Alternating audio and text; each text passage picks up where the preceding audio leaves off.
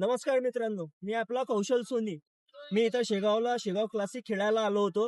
तर इथं माझा 0 ते 60चा पहिला ग्रुप होता आणि त्या ग्रुपमध्ये टॉप 10 जेव्हा काढले तेव्हा मला सिलेक्ट केलं नाही. त्यानंतर मी ऑब्जेक्शन घेतलं तर मला टॉप 10 मध्ये सिलेक्ट केलं आणि त्याच्यानंतर टॉप 5 साठी सिलेक्शन होतं. तर त्यानंतर त्यांनी मला टॉप 5 मध्ये पण घेतलं नाही. तर त्याच्यानंतर मी तिथंच थांबलो, त्यांना रिझन विचारलं.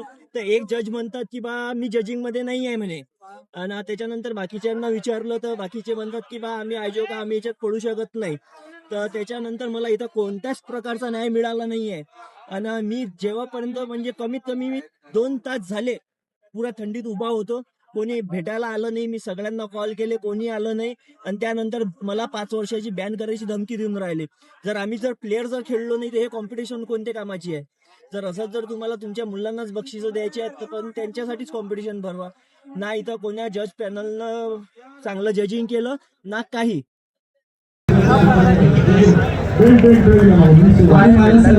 सीधे खड़ा हो